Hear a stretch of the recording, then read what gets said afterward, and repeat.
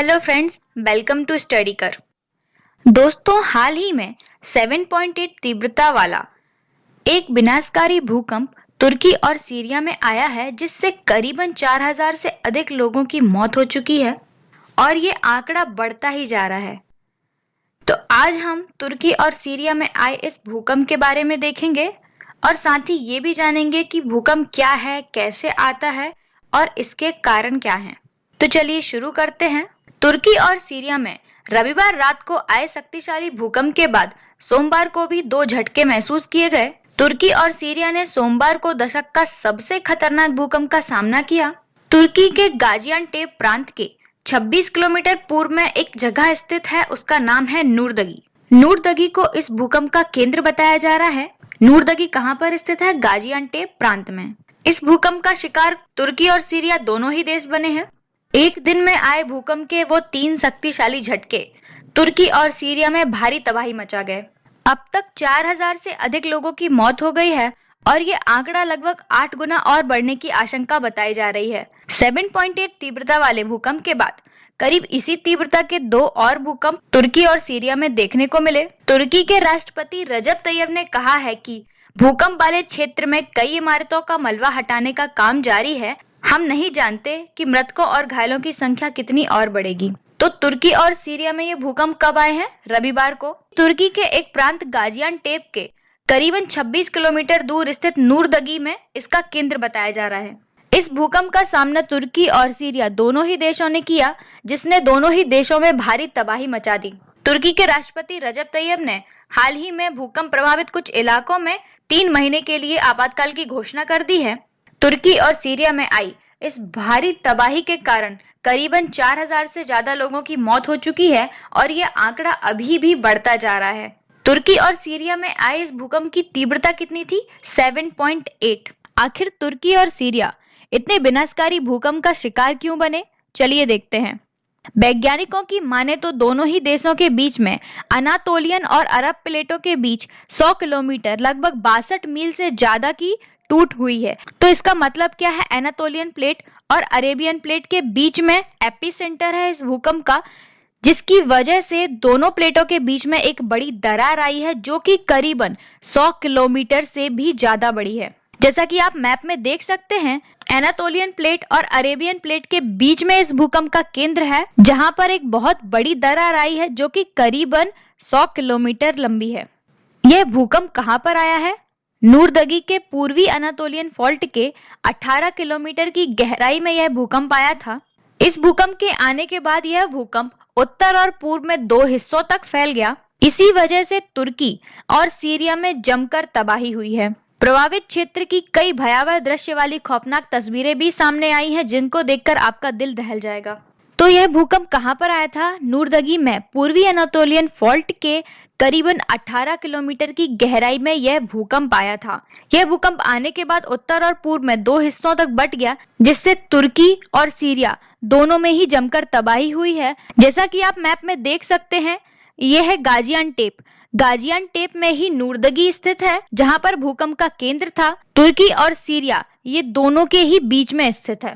तुर्की में भूकंप के कारण आई इस भारी तबाही में भारत ने भी अपना मदद का हाथ बढ़ाया है। तुर्की में इस भयावह प्राकृतिक आपदा से निपटने के लिए भारत सरकार ने अपना मदद का हाथ बढ़ाया है। भारत ने सोमवार को कहा कि वह संकट की इस घड़ी में तुर्की की मदद करने के लिए तैयार है। विदेश मंत्रालय ने कहा कि विशेष रूप से प्रशिक्षित डॉग स्क्वाड और आवश्यक उपकरणों के साथ 100 कर्मियों वाली एनडीआरएफ की 2 टीमें भूकंप प्रभावित तुर्की जाने के लिए तैयार की गई हैं। इस प्राकृतिक आपदा से निपटने के लिए भारत सरकार ने तुर्की की तरफ अपना मदद का हाथ बढ़ाया है और कहा है कि वह तुर्की में विशेष रूप से प्रशिक्षित डॉग स्क्वाड और 100 कर्मियों वाली एनडीआरएफ की 2 टीमें तुर्की में भेजेंगे। तो हमने क्या देखा? तुर्की और सीरिया में रविवार की रात को एक जोरदार झटके के साथ भूकंप आया। इस भूकंप का केंद्र तुर्की के गाजियानटेप प्रांत के करीबन 26 किलोमीटर पूर्व में नूरदगी में बताया जा रहा है और यह भूकंप तुर्की और सीरिया दोनों ही देशों में आया है। इस भूकंप से करीबन 4000 से अधिक लोगों की मौत हो गई है और ये आंकड़ा 8 गुना और बढ़ने की आशंका बताई जा रही है। इस भूकंप की तीव्रता कितनी थी? 7.8। और इसी तीव्रता के 2 और भूकंप तुर्की और सीरिया में आए हैं। तुर्की और सीरिया में आए इस विनाशकारी भूकंप का कारण क्या बताया जा रहा है? वैज्ञानिकों की माने तो एनातोलियन प्लेट और अरेबियन प्लेट के बीच में 100 किलोमीटर से ज्यादा की टूट हुई है, यानी कि 100 किलोमीटर की बड़ी दरार देखने को मिली है। और यह दरार कहां पर देखने को मिली है? एनातोलियन प्लेट और अरेबियन प्लेट के बीच में, जहां पर इस भूकंप का केंद्र है। यह भूकंप नूरदगी के पूर्व में अनातोलियन फॉल्ट के करीबन 18 किलोमीटर की गहराई में आया, जो कि उत्तर और पूर्व में 2 हिस्सों में फैल गया, जिसकी वजह से तुर्की के साथ साथ सीरिया में भी जमकर तबाही हुई, जिसकी भयावह तस्वीरें आपके सामने हैं। चलिए अब हम देखते हैं कि भूकंप आखिर होता क्या है। पृथ्वी के धरातल का अचानक से कंपन करना क्या कहलाता है? भूकंप कहलाता है। भूकंप के मूल केंद्र से तरंगे जो होती हैं वो चारों ओर फैलती हैं, और इन तरंगों के कारण भूकंप का एहसास मूल के अंदर से काफी दूर तक होता है। तो पृथ्वी के धरातल का अचानक से कंपन करना भूकंप कहलाता है, और जहां पर यह भूकंप का मूल केंद्र होता है उस जगह से तरंगे चारों ओर फैलती हैं, और इन तरंगों के कारण भूकंप का एहसास काफी दूर तक हमें होता है। ये भूकंप के झटके कभी कभी इतने विनाशकारी होते हैं कि बहुत से लोगों की जान चली जाती है। भूकंप का मापन कैसे किया जाता है? भूकंप मापी यंत्र से, जिसे हम क्या कहते हैं? सिस्मोग्राफ। तो याद रखिएगा, भूकंप क्या है? पृथ्वी के धरातल का अचानक से कंपन करना भूकंप कहलाता है। भूकंप के मूल केंद्र से तरंगे चारों ओर फैलती हैं, और इन तरंगों के कारण भूकंप का एहसास हमें काफी दूर तक होता है। कभी कभी भूकंप के यह झटके इतने विनाशकारी होते हैं कि बहुत सारे लोगों की जान भी चली जाती है। हम भूकंप का मापन किससे करते हैं? भूकंप मापी यंत्र से, जिसे हम क्या कहते हैं? सिस्मोग्राफ। 1 से 3 तीव्रता वाले भूकंप जो होते हैं वो बहुत ही हल्के भूकंप होते हैं, और 6 तीव्रता से ज्यादा वाले जो भूकंप होते हैं वो बहुत ही अत्यधिक खतरनाक भूकंप वाली श्रेणी में आते हैं। अगर आप अर्थक्वेक के मैग्नीट्यूड स्केल को देखें, यहाँ पे आपको 1 से 10 तक की तीव्रता दिखाई देगी, जिसमें 1 से 3-4 तक की तीव्रता जो है वो काफी हल्की है, जिससे हम हल्के भूकंप की श्रेणी में रखते हैं। 6 से अधिक की तीव्रता वाले जो भूकंप आप देखेंगे, उसमें आप देखेंगे कि वो बहुत ही विनाशकारी होते हैं, जिससे जनधन की काफी हानि होती है। अभी तक के दर्ज किए गए सबसे बड़े भूकंप कौन कौन से हैं, जिनकी तीव्रता सबसे अधिक मापी गई है? बोल्डिविया, चिली में 22 मई 1960 को सबसे अधिक तीव्रता वाला भूकंप आया था, जिसकी तीव्रता 9.5 थी, जो कि बहुत ही विनाशकारी भूकंप माना जाता है। अलास्का के प्रिंस विलियम साउंड में 28 मार्च 1964 को 9.2 तीव्रता वाला भूकंप देखा गया था। सुमात्रा, इंडोनेशिया में 26 दिसंबर 2004 को 9.1 तीव्रता वाला भूकंप दर्ज किया गया था। जापान के सेंदाई में 9 तीव्रता वाला भूकंप देखा गया था, जो कि 11 मार्च 2011 को आया था। रूस के कमचटका में 4 नवंबर 1952 को 9 तीव्रता का भूकंप आया। 27 फरवरी 2010 को चिली के बायो में 8.8 तीव्रता वाला भूकंप देखा गया। सुमात्रा के इंडोनेशिया में 8.6 का 28 मार्च 2005 को भूकंप देखा गया। तो अभी तक का दर्ज किया गया सबसे बड़ा भूकंप कौन सा है? जो कि चिली के वोल्डिविया में 22 मई 1960 को आया था। इसकी तीव्रता 9.5 आंकी गई थी। इसके अलावा अलास्का, सुमात्रा, जापान, रूस, इंडोनेशिया, इन सभी में सदी के बड़े भूकंप दर्ज किए गए हैं। अगर हम भूकंप के प्रकार देखें तो भूकंप के प्रकारों में पहला क्या है? विवर्तनिक भूकंप। यह भूकंप का सबसे सामान्य रूप है। यह आमतौर पर पृथ्वी की क्रस्ट में मौजूद प्लेटों की गति के कारण होता है, जिसे हम टेक्टोनिक प्लेट कहते हैं। तो टेक्टोनिक प्लेटों में गति के कारण जो भूकंप होता है, उस भूकंप को हम कौन से नाम से जानते हैं? विवर्तनिक भूकंप के नाम से। तुर्की और सीरिया में आए भूकंप को हम विवर्तनिक भूकंप की श्रेणी में ही रखेंगे। एक होता है ज्वालामुखीय भूकंप। इस प्रकार के भूकंप ज्वालामुखी के विस्फोट से पहले या फिर बाद में आते हैं। यह आमतौर पर मैग्मा के ज्वालामुखी से निकलने के कारण आते हैं, जो कि चट्टानों की सतह पर ढकेला जाता है।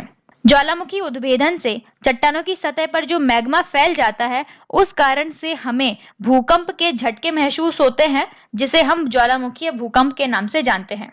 एक होता है संक्षिप्त भूकंप। इस प्रकार का भूकंप जो है वो भूमिगत खानों में आता है। इसका मुख्य कारण क्या है? चट्टानों के भीतर उत्पन्न होने वाला दबाव। तो चट्टानों के भीतर जो दबाव उत्पन्न होता है, उस कारण भूमिगत खानों में भूकंप महसूस होता है, जिसे हम संक्षिप्त भूकंप के नाम से जानते हैं।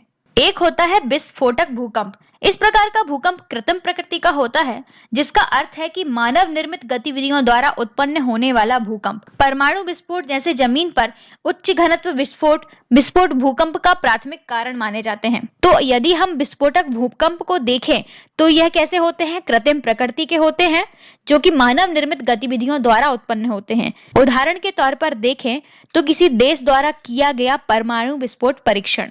परमाणु विस्फोट के परीक्षण के दौरान हमें भूकंप के झटके महसूस होते हैं, जिन्हें हम विस्फोटक भूकंप के नाम से जानते हैं। तो हमने भूकंप के कौन-कौन से प्रकार देखे? विवर्तनिक भूकंप, जो कि प्लेटों की गति के कारण होता है, जिसे हम टेक्टोनिक प्लेट्स कहते हैं। टेक्टोनिक प्लेट्स के गति करने के कारण जो भूकंप उत्पन्न होता है, उसे हम विवर्तनिक भूकंप कहते हैं। एक होता है ज्वालामुखीय भूकंप, जो कि ज्वालामुखी के विस्फोट से पहले या बाद में आते हैं। एक होता है संक्षिप्त भूकंप, जो कि भूमिगत खानों के अंदर आता है। इसका मुख्य कारण क्या है? चट्टानों के भीतर उत्पन्न होने वाला दबाव। और एक होता है विस्फोटक भूकंप, जो कि कृत्रिम प्रकृति का होता है, जो कि मानव निर्मित गतिविधियों द्वारा उत्पन्न होता है। परमाणु विस्फोट परीक्षण के दौरान आया भूकंप विस्फोटक भूकंप के अंदर ही आता है। अब हम देखेंगे भूकंप की उत्पत्ति के कारण। भूकंप की उत्पत्ति के कारण में पहला है ज्वालामुखी उद्गार। जब पृथ्वी पर ज्वालामुखी का उद्गार होता है तो वहां भूकंप अवश्य आते हैं। ज्वालामुखी के समय लावा और मैग्मा इतनी जोर से बाहर निकलता है कि समस्त पृथ्वी कांप उठती है। तो ज्वालामुखी उद्गार के कारण भूकंप की उत्पत्ति होती है। जब ज्वालामुखी का उद्गार होता है, यानी कि ज्वालामुखी में विस्फोट होता है, तो उस समय लावा और मैग्मा ज्वालामुखी के अंदर से इतनी जोर से बाहर आते हैं कि पृथ्वी में कंपन होने लगता है और वह कंपन भूकंप की उत्पत्ति का कारण बनता है। एक होता है भूकंप संतुलन में अव्यवस्था। पृथ्वी पर विभिन्न परतें अपना अपना कार्य करती रहती हैं। इस प्रक्रिया में विभिन्न क्षेत्रों का भार जो है वो घटता बढ़ता रहता है, जिससे भूगर्भ की परतों में कंपन होता है। उस कारण उस क्षेत्र में भूकंप के झटके आने लगते हैं। तो भूमि के संतुलन में अव्यवस्था के कारण भूगर्भ की परतों में कंपन होने लगता है, जिस कारण हमें भूकंप के झटके महसूस होते हैं। एक होता है जलीय भार। धरातल के जिन भागों में झीलें, तालाब, जलाशय आदि हैं, उनके नीचे की चट्टानों में भार एवं दबाव के कारण हेरफेर होने लगता है। यदि यह परिवर्तन अचानक से होता है तो उसे भूकंप कहते हैं। तो धरातल के कौन से भाग? जलीय भाग, जैसे कि झीलें, तालाब, जलाशय, उनकी नीचे की जो चट्टानें हैं उनमें भार एवं दबाव के कारण हेरफेर होने लगता है। और यदि यह हेरफेर अचानक से हो जाए तो वहां पर कंपन होता है, जिसे हम भूकंप कहते हैं। तो जलीय भार के कारण उत्पन्न कंपन भूकंप कहलाएगा। एक होता है भूपटल में सिकुड़न। ताप की कमी के कारण पृथ्वी की ऊपरी परत सिकुड़ने लगती है। यह सिकुड़न पर्वत निर्माणकारी क्रिया को जन्म देती है। जब यह क्रिया तेज हो जाती है तो पृथ्वी में कंपन प्रारंभ हो जाता है, जिससे कि भूकंप आते हैं। तो पृथ्वी की ऊपरी परत के सिकुड़ने के कारण पर्वतों का निर्माण प्रारंभ हो जाता है, और यह क्रिया यदि तेज होती है तो पृथ्वी में कंपन प्रारंभ हो जाता है, जिससे कि भूकंप आते हैं। एक होता है प्लेट विवर्तनिकी। महाद्वीप और महासागर जिस भूखंड पर स्थित होते हैं उसे हम क्या कहते हैं? प्लेट। और जब ये प्लेटें अपने स्थान से आगे की ओर खिसकती हैं तो पृथ्वी में क्या होता है? कंपन होता है। यही कंपन जो है वो भूकंप का कारण बनता है। तो प्लेट विवर्तनिकी की घटना क्या हुई? जब प्लेटें अपने स्थान से आगे या पीछे की ओर खिसके तो वह घटना क्या कहलाएगी? प्लेट विवर्तनिकी।